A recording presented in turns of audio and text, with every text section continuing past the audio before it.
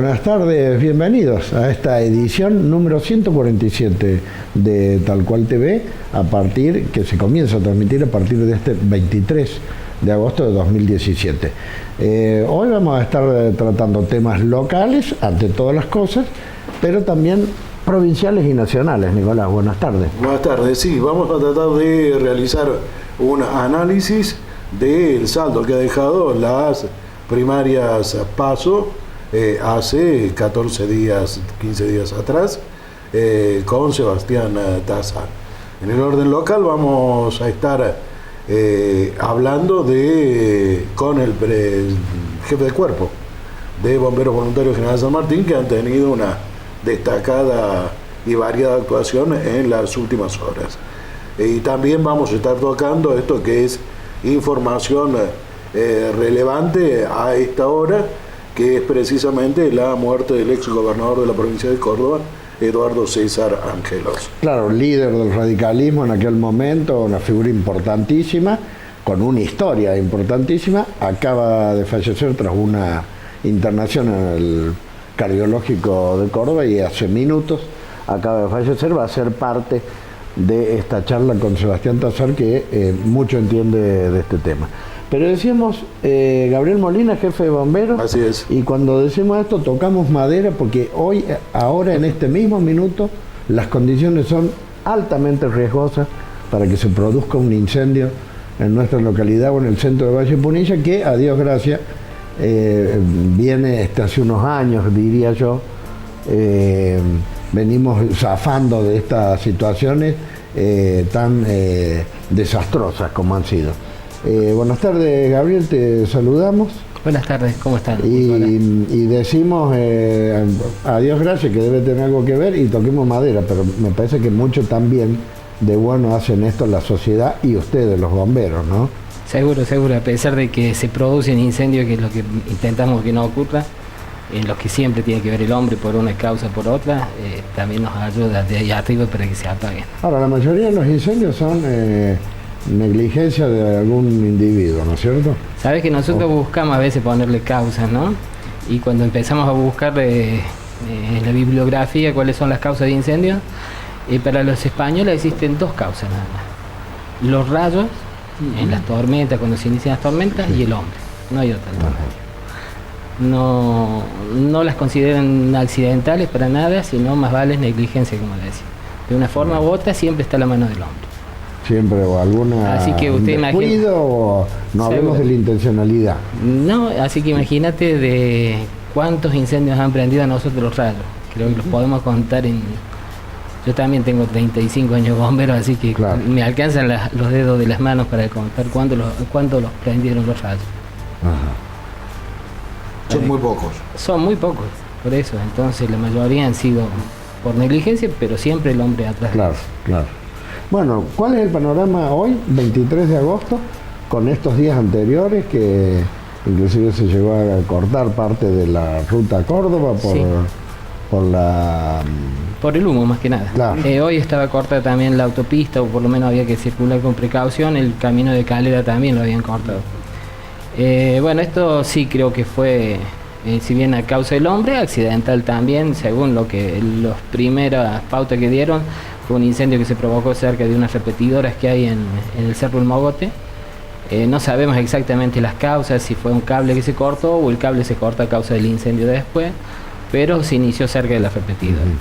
Eso fue el día viernes, si no mal no recuerdo, se me van pasando tan rápido los días que por ahí te olvidas. El día viernes al mediodía, y bueno, salieron las primeras dotaciones. En poco tiempo hubo alrededor de 80 bomberos. Pero había mucho viento, una zona alta, es dificultoso, no hay caminos, solamente el único camino que hay para llegar es el que llega a la repetidora, que está como más o menos la banderita, es bastante difícil de acceder, hay un solo camino hasta que llega. El incendio se desarrolló mucho, la gente hasta que concurre es un lugar que, si bien está cerca de Carlos Paz, a la vez está lejos del resto de las poblaciones, y eso hizo que se propagara, y hoy debe llevar más de 2.000 hectáreas. A ver, el incendio se concluyó, se logró controlar el día domingo. El día viernes hubo alrededor de, como les decía, entre 50 y 80 bomberos llegaron en poco tiempo. El domingo ya tuvimos 100, el sábado tuvimos 100 y el domingo 200. Allá, y concentrado en ese nada más sector. que en ese sector. El sábado por la tarde nosotros lo habíamos dejado, creíamos que controlado. El domingo comenzaron ráfagas fuertes. Sí. Acá en esa acción estuvo involucrado el cuartel de la Falda. Sí, seguro. Nosotros tenemos un sistema de que, a ver, como ustedes saben, el gobierno nos envía unas becas para 4 bomberos y entonces esos son como la primera respuesta, salen de cada uno de los cuarteles, no los sacamos de todos, sino por lo general salen alternativos, es decir, si va a Valle, no va a La Falda, si va a La Falda no va a Jardino. Claro. Y se trata de juntar la mayor cantidad de gente en el menor tiempo. Tenemos hasta establecidos los tiempos en los que llegamos y con qué aporta cada una de las instituciones que llega. Desde que comenzó el plan del fuego, medianamente también nosotros nos tuvimos que ir ayornando y trabajando para que el sistema fuera mejorando cada vez más. Y bueno, hay un sistema de control de quiénes salen, cuánto equipamiento llevan, y un sistema de comunicación, es decir, de radios para todo lo mismo. Y eso nos ayuda a que trabajemos un poco más y ordenados. Es decir, que la coordinación está en Bomberos de La Falda, que determina cuántas dotaciones salen de cada cuartel. Sí. Y en definitiva, en este caso, ¿cuántas dotaciones participaron? Mira, tenemos un sistema. Si al cuartel local lo supera, es decir, nosotros tenemos un incendio nuestro aquí en La Falda, y nos supera, nosotros podemos poner, qué sé yo, en una hora 30 bomberos, ¿no? Entonces le pedimos colaboración a los cuarteles de aledaños. Le pedimos a Jardín y le pedimos a Valle Hermoso. Nos envían una dotación.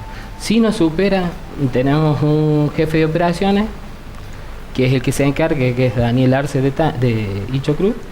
Entonces ya le pasamos la información a él y él nos comienza a enviar más dotaciones de los cuarteles que él cree conveniente. Nosotros tenemos en Córdoba hay 2 federaciones, si bien trabajamos todos juntos, siempre nosotros trabajamos con los de nuestra federación, ¿no? Y la Federación de Córdoba, que también tiene el resto casi de la provincia, los nuestros son solamente de la zona serrana, tienen su coordinación. Entonces comenzamos a trabajar con todos los bomberos que nos van proveyendo. A ver, cuando comenzamos a trabajar, están todos frescos, todos trabajan bien, y a medida que va pasando el tiempo va decayendo, entonces necesitamos ir cambiando recursos. A veces se pueden proveer de nuestro sistema y a veces tenemos que solicitar externos, que a veces no es lo más conveniente porque no llega gente que no tiene experiencia o que... Claro, el incendio forestal puntualmente. Nos cansan mucho, nos desgastan mucho los incendios, entonces eso sobre todo. El caminar por la sierra, que a nosotros nos parece tan normal y tan común, la gente que viene del llano, subir la avenida le cuesta mucho, porque el desnivel o subir hasta la iglesia les parece que es una subida importante y para nosotros es algo cotidiano. Claro. ¿Cuál sería la radiografía o la foto del día, Gabriel? Bueno, estado, ¿dónde hay riesgo? ¿Dónde...? Bien, nosotros te decía, el sábado por la noche creíamos que el incendio había quedado controlado, el domingo salieron las dotaciones para hacer la guardia de cenizas, se hizo todo el domingo, y el lunes, bueno, si bien se esperan que haya reinicios, pero hubo incendios nuevos en otro sector. Es decir, nosotros habíamos estado trabajando en la zona junto a la repetidora, y el incendio fue desde el Yoxina, desde casi el puente que entra a Yoxina y se cruza a la Ochoa, que es una estancia que está cuando vamos hacia Córdoba, hacia la izquierda, y desde allí llegó hasta la usina Bamba, la que bajan los caños grandes que va a la Galera. La Galera. Claro, casi a ese sector. El fuego en realidad bajó a donde está la usina vieja, la anterior, pero la otra parte, la medialuna que hizo, llegó hasta esa altura de la usina Bamba. La gente a la noche bajó casi en ese lugar, en la usina Bamba. Y fueron muchas horas de trabajo y mucho caminar también. Esto fue la parte más brava, digamos. La parte más brava, que fue viernes y sábado. Sí, fue viernes y sábado. Y después el domingo se trabajó apagando los pocos focos que habían quedado, parecía que estábamos todo bien. El lunes también tuvimos ráfagas muy altas. Nuestra central meteorológica acá en La Falda nos guarda los puntos más altos, tanto de viento como de ráfagas, porque hay ráfagas y cortas, Claro. y llegamos a tener ráfagas de 120 kilómetros por hora. Ah, bien. El lunes a la noche había mucho viento, tal es así que se nos descolgaron unos cuantos carteles en el Cordies, el lubricente del frente, tuvimos unos inconvenientes. Y eso hizo también de que se provocaran reinicios y hubiese algunas malas intenciones y que se nos hiciera otro incendio nuevo, que fue junto a la Perla, que el inicio de ese foco nuevamente y con tanto viento también hizo que se volviera a activar casi todo el sector. Perdimos casi todo el trabajo hecho del día sábado a la tarde, entre viernes y sábado. Claro, ¿Con cuántos hombres han trabajado en ese sector? Mira, el día sábado, como te digo, el día domingo había 200. Para el día lunes habíamos bajado la cantidad porque ya las dotaciones se fueron, y hoy debe haber alrededor de 100, 150 hombres de nuevo. Ujú. ¿Estamos contando con los recursos necesarios para movilizarse y para cubrir con Sí, el eso evento? no es inconveniente, inclusive el plan nos facilita combustible y comida, que es lo que más nos desgasta por ahí también. Ellos nos alcanzan los recursos, después los aviones son permanentes, teníamos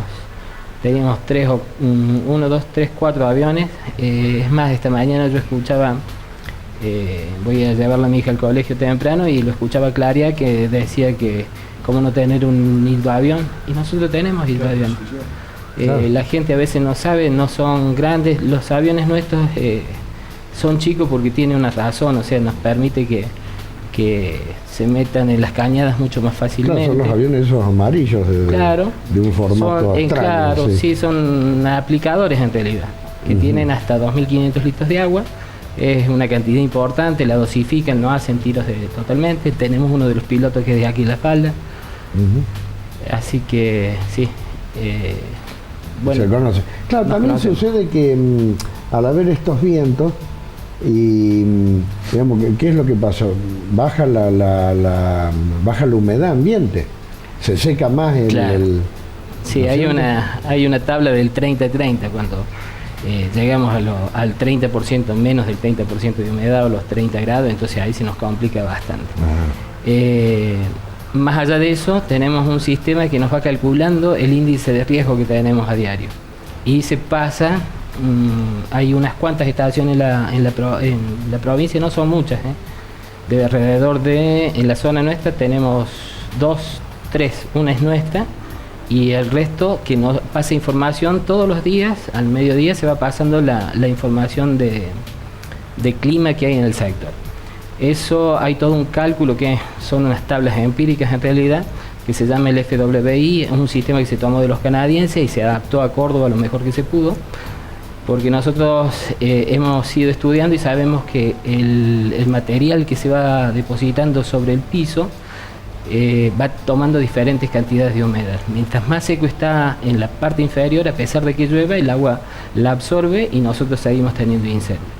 Eso Claro. se hace un cálculo con el punto de rocío, con la humedad relativa que hay en el día, los grados de temperatura. Con el punto de rocío nos permite saber cuánta humedad vamos a tener a la tarde, y eso nos hace que consigamos un cálculo de riesgo de incendio.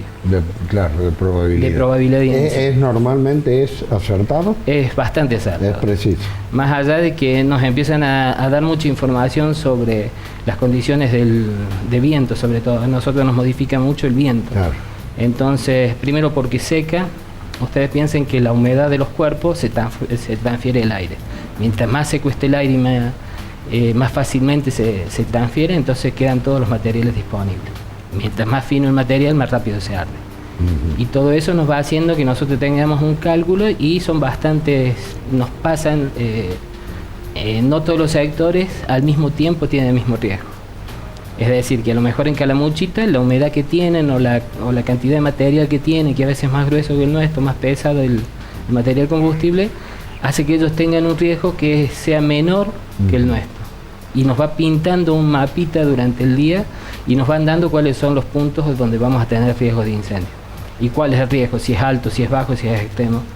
Y bueno, estos días habíamos tenido todos los días riesgos extremos, sabíamos que estábamos muy complicados, nos venían diciendo que el viento iba a rotar desde el sur, sabíamos que había viento sonda, pero no era caliente, que era frío. Fíjense que es viento norte, pero es bastante frío, pero viene seco, y eso nos hace que nos absorba toda la humedad del suelo. O sea que hoy podemos entender, y sin ánimo de alarmar, pero sí para las precauciones que todos tenemos que tener. Podemos decir que en nuestra zona, el centro del Valle Punilla, hay un alto riesgo de incendio. Sí, en esta época siempre. ¿No es cierto? A ver, nuestros problemas comienzan justamente...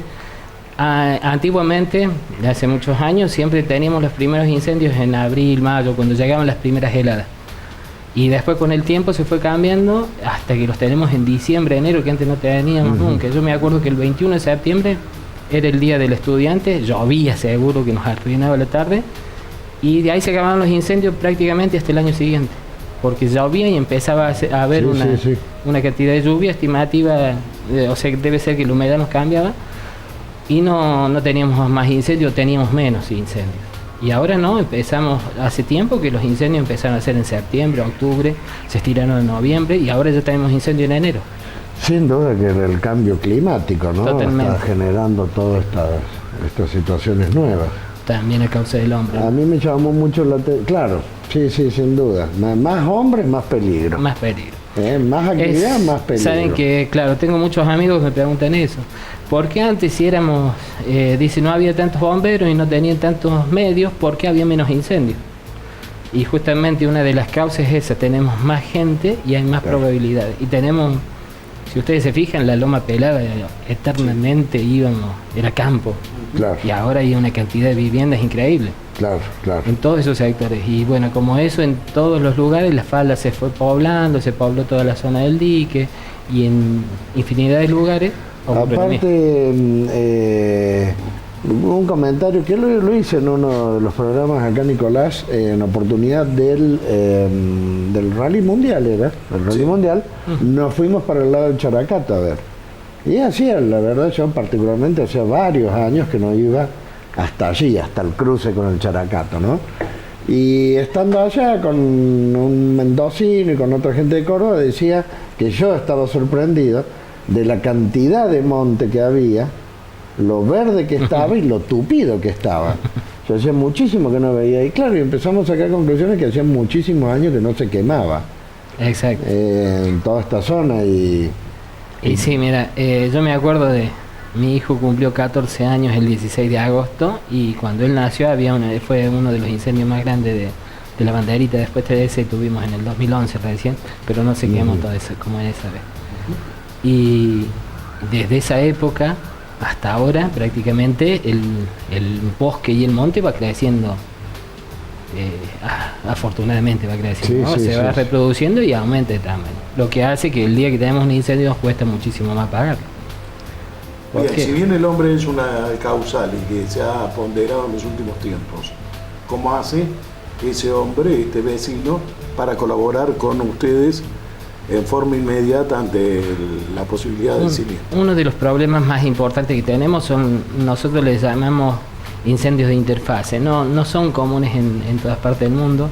La interfase es cuando un incendio de campo hace incendios de vivienda, o al revés, incendios de vivienda producen incendios de campo. ¿Por qué ocurren? Porque están demasiadas próximas, interactúan las dos zonas. Es decir, el monte muy encima de las viviendas, y las viviendas no tienen la precaución, que es lo que nos ha ocurrido en la zona de los Cocos muchas veces, de tener limpio su terreno alrededor. Después tenemos gente que es ecologista, nos ocurre en muchos sectores, que creen, y en realidad está bueno que el monte siga y el campo crezca libremente. Digo, todos los montes crezcan libremente. La flora del sector. Sin disciplinar. Pero eso también nos crea un inconveniente, porque no tenemos límites donde separar una cosa de la otra. Claro. Entonces también hay que tener precaución. Si nosotros queremos vivir cerca del campo, hay que tener los cuidados necesarios.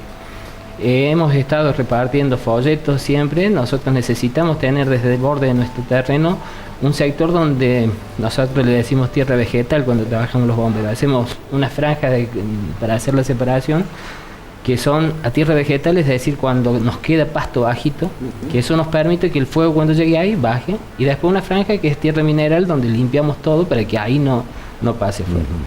La gente que vive en el campo necesita hacer eso, necesita hacerlo contra los alambrados, contra las viviendas sobre todo. Y no tener una franjita de 1 metro alrededor de la vivienda, sino tener importante, 5 o 6 metros, de acuerdo al monte que haya alrededor. Eso nos complica mucho porque ustedes imaginen que en los sectores nuestros a veces hay 50 casas. Claro. Nosotros para el campo tenemos 2 camionetas y una autobomba que se puede meter al campo. Si bien hay otros camiones, no todos pueden acceder. No se accede, claro. Entonces eso nos complica, porque ¿cómo proteges 50 casas cuando vos tenés solamente aparte increíble, Gabriel y Nicolás, uno dice, no, bueno, pero acá está la ruta o hay una calle. Es increíble cómo el fuego cruza la calle. Sí, no, yo lo he visto personalmente allá en el Pinar, acá en la entrada de La Pampa, que aparte da miedo. Claro, cruza. No hay cómo pararlo, no hay... No se olviden que es aire caliente y se mueve la masa de un lado al otro, y cualquier chispa claro. Cuando ya se calentó y hizo gases combustibles, cualquier chispa lo enciende. Claro. Entonces eso nos hace que por más que nosotros separemos, hagamos calles para separarlo, las cruza. Igual. Es imposible dominar. Creo que debemos estar una sola pregunta nomás, y no te voy a pedir precisiones porque tal vez no es tu área, Gabriel. ¿Cómo ven esto de la ley del gobernador Schiaretti? Anunció que va a sacar el impuesto a la ley del fuego. Recordamos los vecinos, un impuesto que uno paga con la boleta de luz. Es un aporte que va directamente a bomberos. Yo sabía que me iban a preguntar eso. No es tu área, el área económica, pero... No, lo nuestro es más operativo, pero las cosas a veces, cuando hacen falta, nosotros pedimos medios y los medios no se consiguen si no tenés dinero.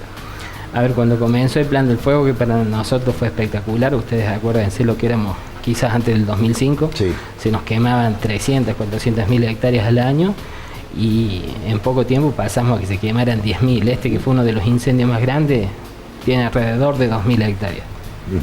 Es mucho, pero no es tanto para lo que va de todo el año. Si bien hay otros sectores más, ¿no? ¿Qué pasó? Nos hacía falta dinero. En su momento estaba el doctor de la Sota, el gobernador, y dispone porque a causa de que él estuvo en unos incendios en la zona de Los Cocos que estábamos trabajando, vio que teníamos muy pocos recursos, y justamente en esa época nos incendiaron varios rayos, nos incendiaron incendios de campo. Él estaba en la zona del aeroclub y vio cuando se iniciaron. Entonces dispuso poner un impuesto para ayudarnos, que en principio iba a ser solamente una época, durante un tiempo nada más, y después lo iba a quitar. Y fue principalmente para los bomberos que tenían la zona de riesgo, que en realidad éramos 55 cuarteles en ese momento nada más. Y después, como todas las cosas, se amplió, ya se le dio a los demás bomberos, a los demás cuarteles, a los de llano. Bueno, fueron no errores, sino que la sociedad lo va presionando también. ¿Qué pasó? Nosotros teníamos un monto fijo, que se mantuvo fijo desde el 2005 hasta la fecha. Ahora, ¿cuánto era? Ahora cuando los retiraron, muy poca gente sabe que son alrededor de 5 pesos para... Había creo que 4 categorías. Para en la boleta de luz está... Le dice cuánto era. Eran alrededor, para mi domicilio eran 5 pesos. Para una empresa mediana, qué sé yo, alguna como, qué sé yo, el Tarquino, por ejemplo, Cordies o alguna de esos son alrededor de 100 pesos, creo. Y una empresa grande como Arcor pagaba 400 pesos por factura. No era significativo. No era, creo que no era significativo. Y sin embargo para los bomberos era un buen ingreso. Y para nosotros era un buen ingreso. Claro. ¿Qué pasó después cuando pasó el tiempo? Eso fue en el 2005. Nosotros decimos que una sábana corta. Te tapabas y te descubría los pies, te tapabas los pies, te descubría el pecho. Y bueno, eso empezó a hacer que nosotros le pidiéramos que nos ampliaran el porcentaje que nos daban. Y bueno, fueron una serie de causales. Al final el gobernador Schiaretti ahora dispuso quitarlo. Pero en realidad yo creo que la gente ni sabía cuánto era en realidad lo que llegaba, ni lo que Pero pagaba. no me extrañaría, Nicolás, con esto ya te despedimos, Gabriel, y queda a cargo nuestro, no del jefe de bombero de La Falda. No me extrañaría, claro, la gente está presionando que hace falta baja de impuestos. No me extrañaría que saquen un impuesto que era bueno, Sí, ¿No es cierto? probablemente. Sí, es muy probable. Es muy probable. Bueno, habrá que esperar. Vamos a la pausa, señor director.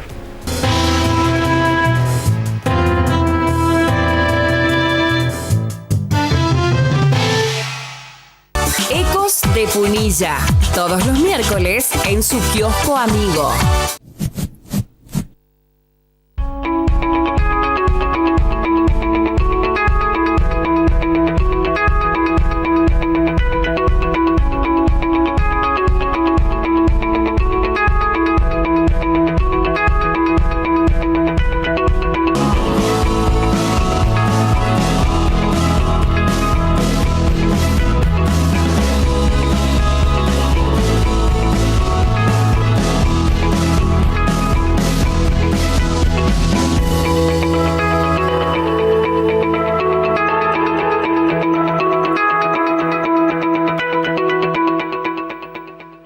¿Tenés sed? Agua Soda Palotti. Calidad superior lograda con experiencia y trayectoria. Inauguramos la primera escuela municipal de boxeo en Punilla y ya asisten más de 50 personas. Firmamos el convenio para trabajar en las actividades del PAICOR. Comenzamos la obra de recambio cloacal en Santa Teresa. Incrementamos y desarrollamos la farmacia comunitaria. Mejoras edilicias y avances en los dispensarios de Valle Hermoso. Formamos y seguimos trabajando en el Centro Cultural Juvenil. Adquirimos las nuevas maquinarias y mejoramos los servicios públicos. Continuamos renovando nuestra cartelería. Pusimos en funcionamiento la oficina de empleo con el fin de generar oportunidades gratuitas de capacitación y empleo para nuestros vecinos. Inauguramos el primer quirófano de castraciones en Valle Hermoso y ya castramos a más de 100 mascotas. Somos pioneros en realizar el ordenamiento territorial, un paso fundamental para gestionar obras con mayor eficacia. Nuestro personal se capacitó y obtuvo los títulos de operador de tránsito y evaluador para licencia de conducir. Somos el primer municipio de la zona en capacitarnos y usar el PDA. Circuitos turísticos, históricos y culturales. Una nueva forma de integración entre vecinos y turistas. Continuamos trabajando por y para los vecinos en la búsqueda de un Valle Hermoso mejor. Municipalidad de Valle Hermoso.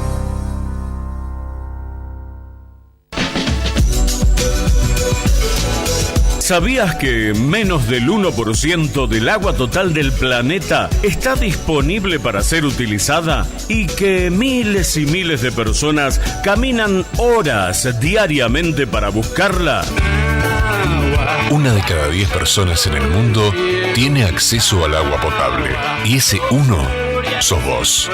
Usala con responsabilidad. Cooperativa de Agua de la Falda. Comprometidos con nuestro recurso más valioso. Hotel Spa Tres Pircas. Su concepto de hotelería de descanso, concebido con nivel internacional, en un marco único de belleza natural. Hotel Spa Tres Pircas. Reservas 0810-888-4837. Huerta Grande, Córdoba.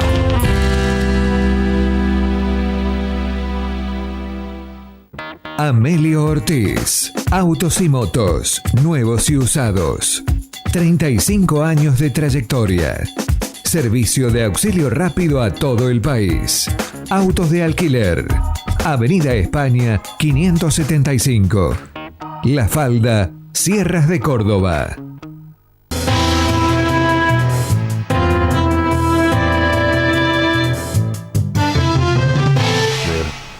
Bien, continuamos entonces, luego de esta pausa, estamos con Sebastián Tosar. Pero antes de meternos en el análisis político de un hecho que acaba de suceder, que es la muerte del doctor Eduardo César Angelós, líder del UCR de Córdoba por mucho tiempo, y luego lo haremos algo de las elecciones de las PASO. Antes, Nicolás, tenemos que mandarle un saludo, un abrazo a nuestro compañero, amigo, camarada Daniel Capdevila, quien ha sufrido, como todos ustedes saben, una fractura en la muñeca, lo cual va a requerir una operación importante y lo va a tener convaleciente un tiempito más, ¿no? Un tiempito más, de todas maneras, sí que está trabajando lo mismo. Seguro, claro. Hace sí. todo lo posible para estar activo. Sí, no puede parar. Bueno, saludos al amigo Daniel. Bienvenido, Sebastián. Decíamos que Camino a los estudios justamente, se anuncia hace minutos antes de las 16 horas la muerte del doctor Eduardo César Angelos. Primera impresión. Conmocionado porque bueno, esta mañana nos habíamos enterado por los medios de comunicación de que estaba internado a consecuencia de que había tenido una fractura de cadera, que arrastraba algunas dolencias, sin especificarse cuáles, y bueno, llegando acá, me noticio de esto, la verdad, conmocionado. Yo pensé que había pocho para el rato todavía, a pesar de la edad, bueno, así que... ¿Hace mucho que no lo veías a él personalmente? La última vez que lo vi a Angelos fue en enero del 2015, en uno de los bares de Nueva Córdoba en los que él solía tener charlas y diálogo con, no solamente con militantes o dirigentes, sino también con la gente común.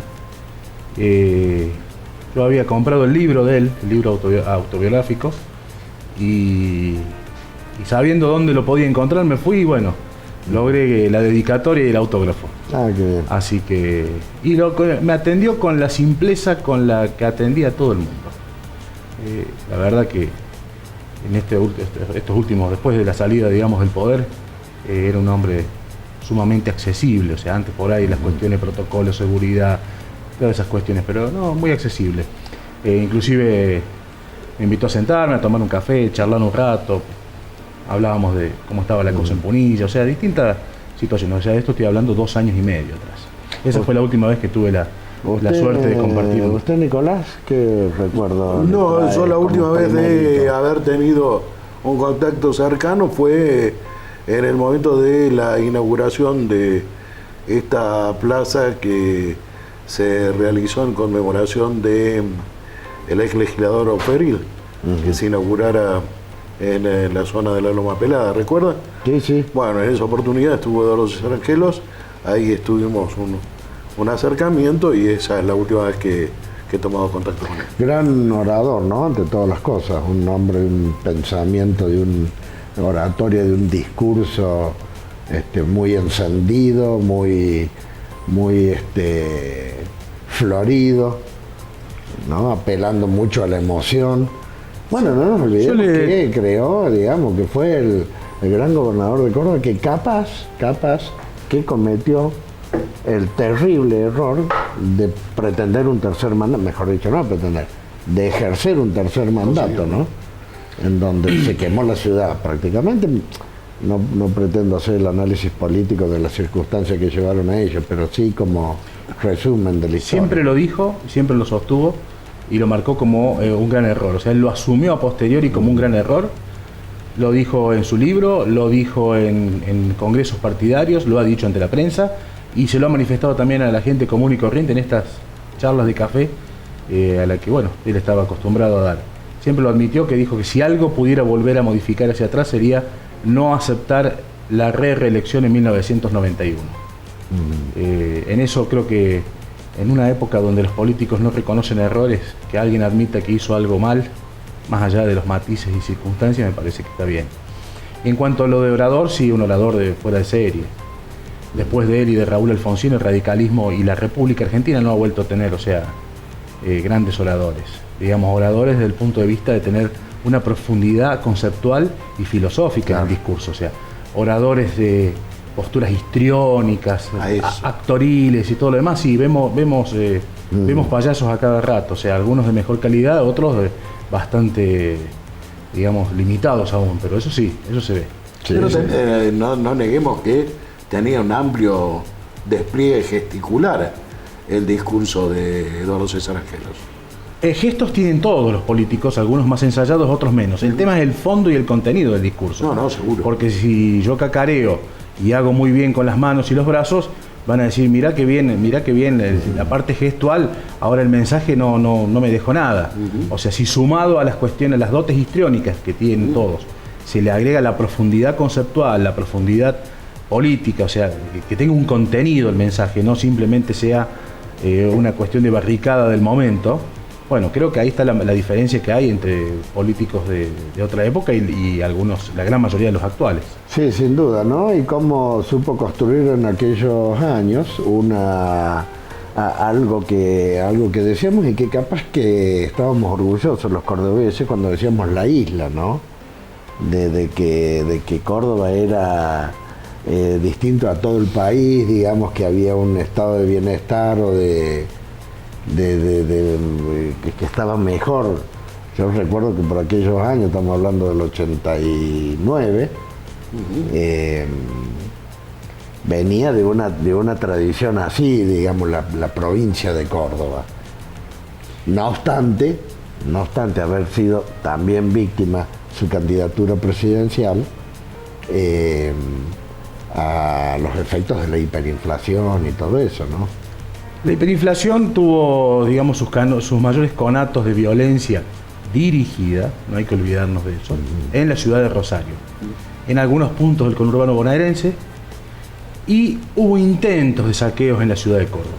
Casualmente, en ese momento, Rosario, que pertenece a la provincia de Santa Fe, gobernada por el ex gobernador Reviglio, en el año 89, y el conurbano bonaerense, que pertenece a la provincia de Buenos Aires, gobernada por el gobernador peronista también, Antonio Cafiero. O sea, ahí marca una situación, digamos, sintomática en ese aspecto, de que a veces, más allá de las crisis y las necesidades de la gente, también hay motivaciones, hay activación para tal o cual cosa. Un poco lo que pasó a fines del 2001.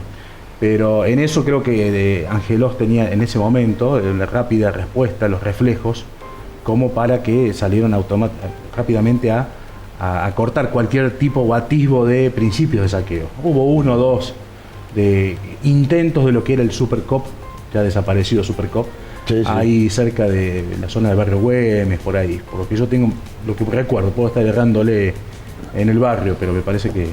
Sí, pero no obstante fue víctima de la, por supuesto, de la economía nacional. La economía, sí, digamos, eso sí, por supuesto. De la debacle del gobierno del Alfonsín en lo económico. Exactamente, sí, la debacle. Que sin duda, y ya asumido por dirigentes del peronismo, sin duda fue, digamos, la cosa estaba mal, pero se le dio un empujoncito, ¿no? Desde distintos sectores.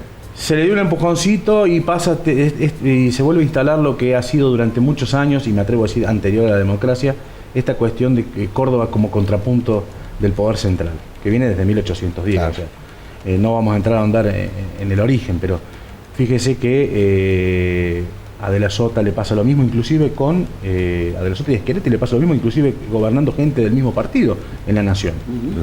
O sea, no era ya una cuestión de diferencias de partido, sino de diferencias ideológicas dentro de este partido hegemónico que ha sido el peronismo hasta el año 2015, o sea. En ese aspecto, o sea, es como que siempre hay una cuestión de celos o de rivalidad entre el poder central y Córdoba, que, vuelvo a decirlo, viene desde 1810, desde el intento de contrarrevolución. O sea, Córdoba siempre marcó una cuestión distinta, o como gustaba decir el fallecido doctor Angelos, Córdoba es el rostro anticipado del país en las cuestiones revolucionarias, en las cuestiones, o sea, progresistas, como el Cordobazo, como la reforma universitaria en 1918, y bueno, el Viborazo, que fue una especie de Cordobazo más light, o sea, el año siguiente, y era como que, digamos, era el preaviso de que algo un guiso se estaba cocinando. Sí, por ese poderío de la ciudad en cuanto al sector industrial y al sector estudiantil, ¿no? Así es. Ahora, recordando la figura y recordando aquella tercera gestión de gobierno de Eduardo César Angelos, la irrupción de Ramón Mestre, reemplazándolo en el poder, ahí genera una eclosión no tan solo del partido, sino también hay unas diferencias personales que realmente llevaron a que Angelos pasara a una etapa de ostracismo, digamos, de la cual se recuperó en los últimos 8 o 10 años. Sí, cuando o sea, Angelos debe entregar 5 meses antes del gobierno, el 12 de julio de 1995, Mestre ya era gobernador electo. Angelos lo hace fundamentalmente previendo un riesgo de intervención federal que estaba subyacente. Domingo Cavallo, lo que no había logrado por las urnas, lo quería lograr a través de un decreto de Menem, que era quedarse con Córdoba, y no quedarse con Córdoba porque tuviera vocación de venir a ayudarnos a los cordobeses, sino quedarse con Córdoba para liquidar por 2 mangos el Banco de la Provincia de Córdoba, EPEC, y algunas otras cositas más. Y bueno, Angelos, viendo el peligro que había y digamos con su capital político amortizado casi a valor de cero, dice: hay un gobernador electo, resigno anticipadamente. Entonces esto fue una réplica de lo que hizo Raúl Alfonsín en 1989, que habiendo un presidente electo y ante el riesgo a través de la violencia genuina, entre comillas, o derivada de activaciones, pudiera haber riesgo para el sistema democrático y republicano en Argentina, decide anticiparle la entrega del mando a Carlos Menem, que ya era presidente electo. Bueno, Angelos hace lo mismo con un hombre de su mismo partido que había sido elegido, que era Ramón Bautista Mestre, había sido intendente de Córdoba, había tenido un enfrentamiento interno en 1991, que Angelos le ganó por paliza, por más del 80%. Digamos que, bueno, eran dos personalidades descollantes y fuertes de la política cordobesa, o sea, entonces, bueno, digamos que no había mucho. A su vez apareció Rubén Martí, también intendente. Rubén Martí, que venía siendo intendente de la ciudad de Córdoba desde 1991. Digamos que fue precisamente Martí, creo que fue el muro donde golpearon los dos sectores que confrontaban, tanto el de Mestre como el de Angelos. Sí, Martí, o sea, digamos, se buscó constituirse en un tercer polo de poder dentro del radicalismo de Córdoba. Después hubo ahí unas actitudes inexplicables donde él termina apoyándolo a Mestre, pero bueno, Rubén Martí también era una persona de hoy 2-3 ya desaparecido físicamente, con la muerte de Angelos. También era de una personalidad bastante compleja Martí, entonces como que hablando en criollo no se casaba con nadie, a lo sumo noviaba un tiempo. Entonces, en cuanto a lo que usted decía, sí, había diferencias políticas y yo no sé si allá si había diferencias personales. Forma parte de cosas que se decían en aquella época y se siguieron hablando, pero nunca corroboradas. Angelos siempre manifestó que él no tenía diferencias personales con Mestre, que lo sumo eran políticas, pero si había otra cosa, la verdad que no. Las actitudes decían lo contrario. Seguramente. Y sobre todo la de Mestre. Seguro, sí. ¿Y qué siguió pasando? ¿Qué tenemos? ¿Una pausa? Y ya estamos sobre la pausa. Dejamos entonces la pregunta tirada, porque mirá de qué tres dirigentes estábamos hablando de la provincia de Córdoba con proyección nacional si se hubiese querido, ¿no? Rubén Américo Martí, Ramón Bautista Mestre, Eduardo César Angelos. Y como de pronto, sin duda, ante la pérdida de una elección, el arribo de la sota del peronismo a la provincia de Córdoba, cómo desaparece, ¿no?, todo este caudal político, o por lo menos queda en un segundo plano. Ahí arrancamos y solamente de ahí vamos a llegar al día de hoy, a las PASO. Vamos a la pausa urgente, señor director.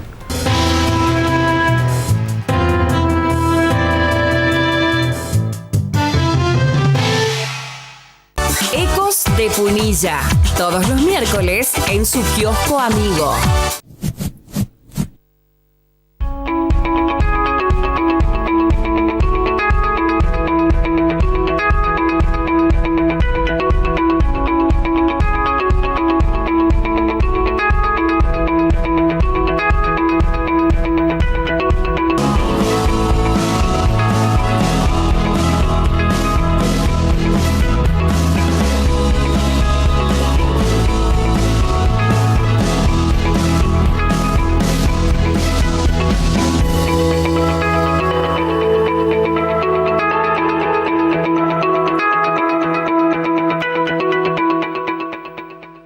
¿Tenés sed?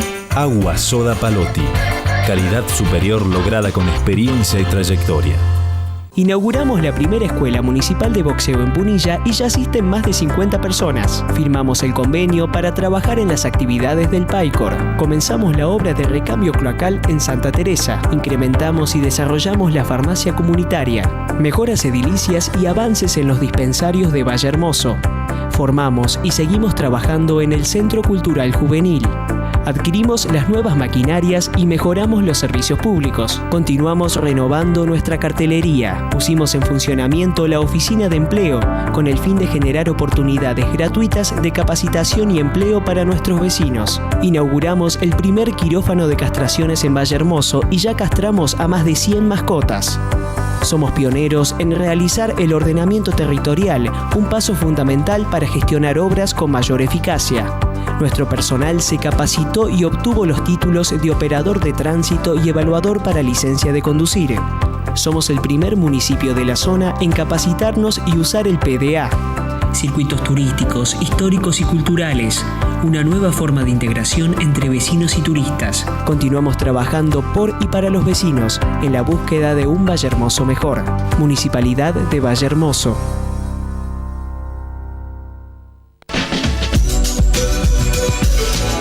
¿Sabías que menos del 1% del agua total del planeta está disponible para ser utilizada? Y que miles y miles de personas caminan horas diariamente para buscarla. Una de cada 10 personas en el mundo tiene acceso al agua potable.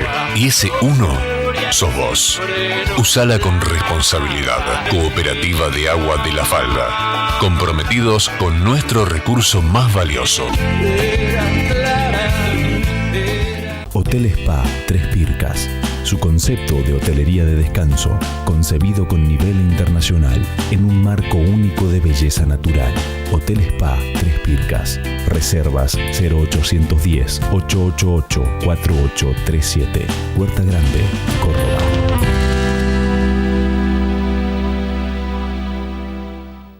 Amelio Ortiz. Autos y motos, nuevos y usados. 35 años de trayectoria. Servicio de auxilio rápido a todo el país. Autos de alquiler. Avenida España 575. La Falda, Sierras de Córdoba.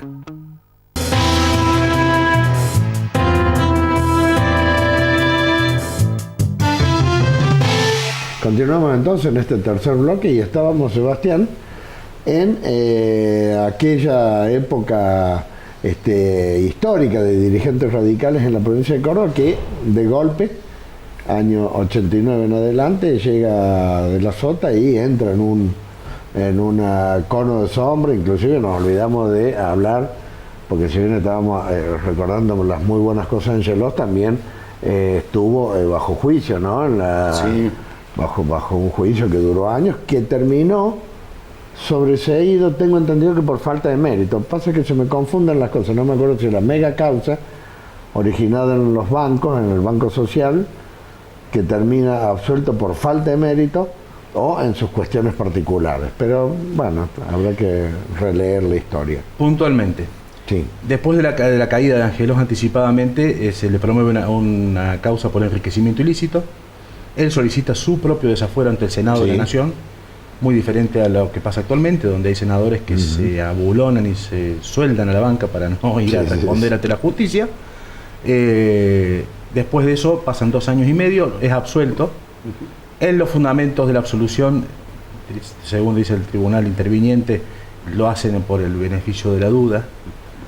Y es apelada, digamos, se interpone la casación ante el Tribunal Superior de Justicia y finalmente ante la Corte Suprema en contra de la absolución de Angelos, y tanto el Tribunal Superior de Justicia de la provincia de Córdoba como la Corte Suprema de Justicia de la Nación confirman las 2 veces la absolución de Angelos, con lo cual hace cosa juzgada.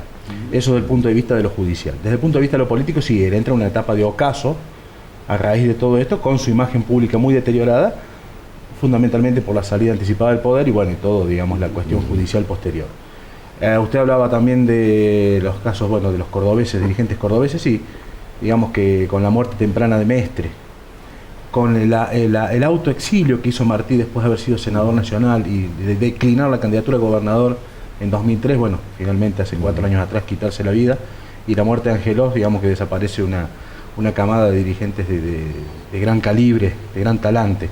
Sí. Que bueno, no sé si a la vista hoy del radicalismo está en condiciones de generarlos. Hasta ahora no han hecho nada en ese sentido, o sea, como partido. Y después, bueno, llegando una visión crítica. Total y absolutamente. Creo que nada más se ha planteado una cuestión hereditaria y no ha superado eso. Sí, pero aparte de una cuestión hereditaria que no es tal, o sea, porque si lo dice por Ramón Javier Mestre, no, yo no creo que él tenga ni siquiera los quilates que tenía el padre. No, seguro. Para nada. al contrario, o sea, la muestra está en que los dos han sido 2 veces intendentes de Córdoba, o sea, y a uno le habla de las intendencias de Ramón Mestre padre y puede discrepar en las formas y metodologías empleadas propias de su naturaleza y su personalidad, pero no hay punto de comparación con las 2 intendencias que está llevando adelante el hijo. Y se habla de las 2 intendencias de Rubén Martí, que fueron hechas en base al soporte y a la base de los cimientos que dejó Ramón Bautista Mestre, y fueron 2 muy buenas intendencias. Están mucho más después, acercadas. de ahí para acá, hubo un desastre. Cámara, Juez, Giacomino y Mestre hasta ahora no logran darle a la ciudad la relevancia que merece, y estamos hablando de la segunda ciudad de la Argentina, después de Buenos Aires, o sea, no es poca cosa, patético realmente. Bueno, y en esto llega Unión por Córdoba al poder en la provincia. ¿Crees, para saltearnos ese análisis, porque no nos alcanzarían un par de programas, crees que a la luz de los resultados de la última PASO, que puede haber entrado en una declinación en el fin de un ciclo político? Sí, igualmente no está dicha la última palabra. Una elección legislativa suele licuar votos y dispersar el voto en muchas fuerzas políticas. Una elección ejecutiva suele polarizar, y eso es una herramienta a tener en cuenta. Pero se percibe que hay anhelo de la sociedad de nuevos cambios, de nuevas metodologías de hacer política. Esto no implica de modo alguno un apoyo al presidente Macri ni a su grupo de gobierno. Simplemente, o sea, desde lo personal yo discrepo, y no en muchas, sino en muchísimas cosas. Pero creo que la gente está cansada de la forma coactiva, la forma violenta de hacer política. Lo que ayer se vio en Plaza de Mayo realmente, si quienes dicen defender a los trabajadores, esos dirigentes sindicales que están fuera de foco, que están pasados en el tiempo, que están con metodologías del siglo XX, la gente, esto no ayuda a la causa de los trabajadores si es legítimo el discurso, pongamos de antemano. Al contrario, la lesionan, porque la sociedad dice, no, esto no, tipos peleándose, tipos agarrándose a cruces de un cementerio simbólico de Darwin puesto por veteranos de Malvinas, o sea, esto es parte del pasado. La gente no quiere más violencia, quiere soluciones y progreso.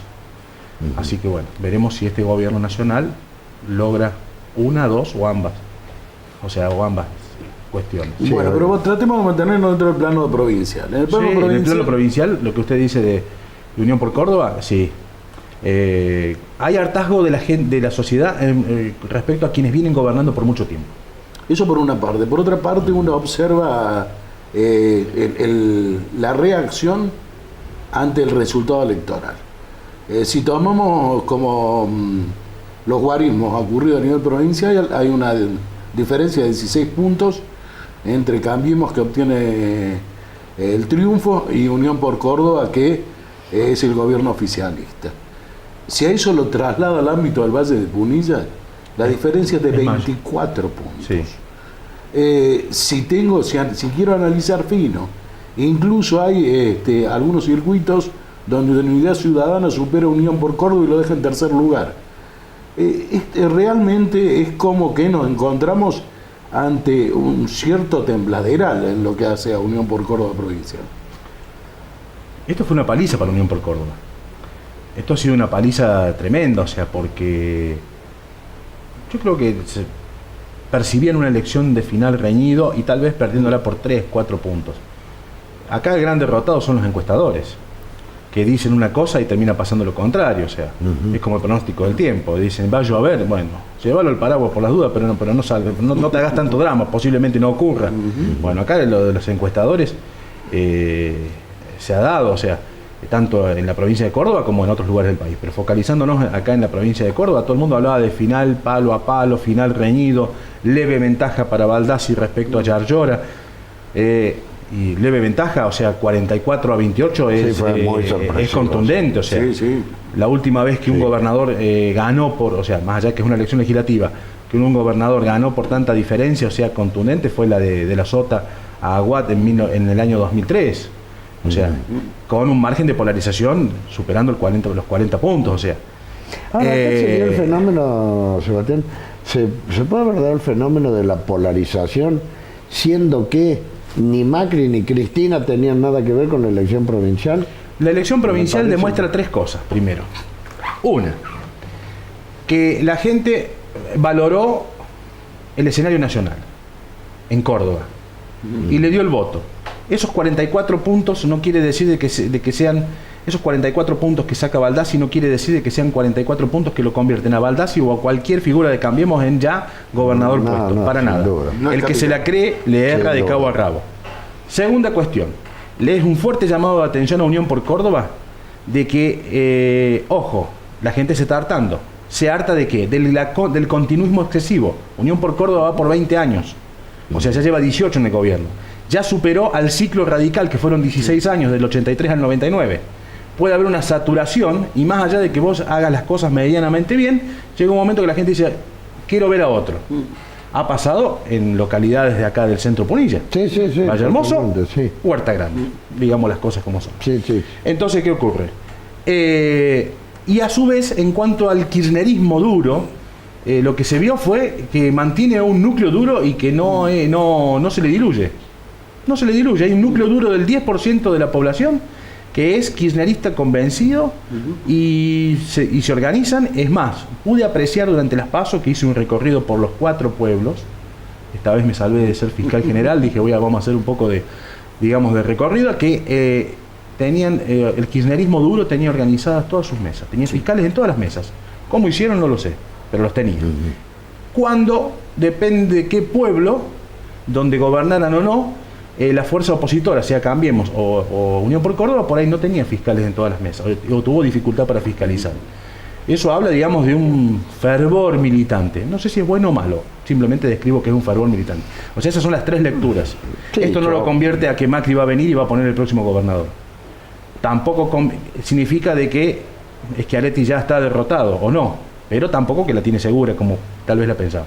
Y que hay un núcleo subyacente del kirchnerismo que sigue estando. Claro, bueno, pero en ese caso tiene que estar preocupado el peronismo, porque le está dividiendo el voto peronista, ¿no? Hace poco escuchaba un analista nacional, a un politólogo, no puedo decir el nombre, se llama Andrés Malamud. Sí. Es muy agudo, muy perspicaz en sus observaciones, la verdad que vale la pena poder apreciar sus contenidos, y decía: guarda con el futuro del peronismo si llegan a perder una segunda elección presidencial consecutiva. Porque hasta ahora el peronismo siempre perdió una elección presidencial. Y a la siguiente volvió. Sí. Por la vía de los votos, o en el 2001 por la vía de las destituciones cívico-policiales. O sea, a través de estas cuestiones de las movidas, las caídas, en el caso de Fernando de la Rúa. Si llegan a perder una segunda elección presidencial consecutiva, el peronismo corre riesgo, es una apreciación de Malamud, yo no la comparto totalmente, más allá que no me puedo comparar con Malamud en cuanto a su formación, de que puede haber una fractura del peronismo en base a sus dicotomías ideológicas internas.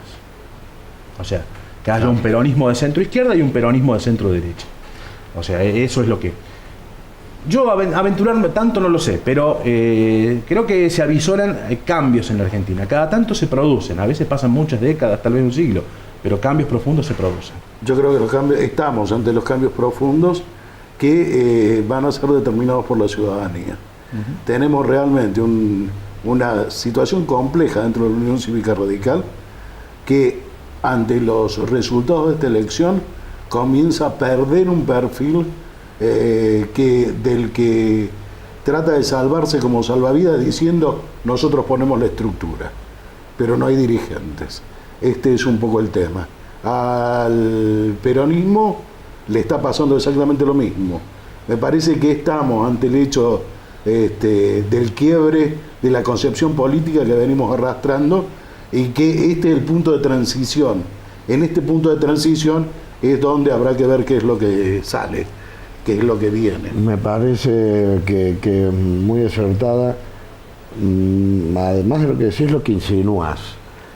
Capaz que estamos siendo protagonistas de este cambio, ¿no? Sí, ojalá que pudiéramos serlo. Claro. Y ojalá que pudiéramos...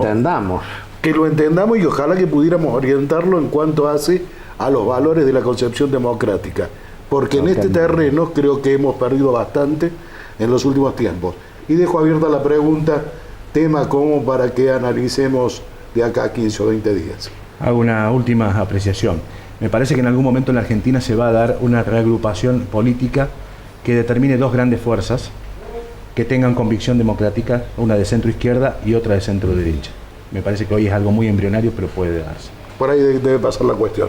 Nosotros llegamos al final, nos encontramos el próximo miércoles. Hasta entonces.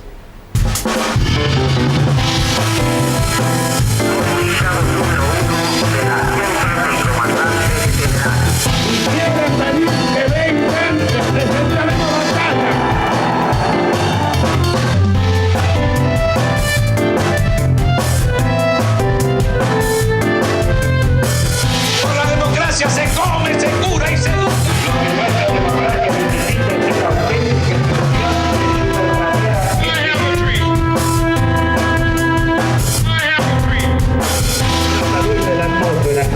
Se van a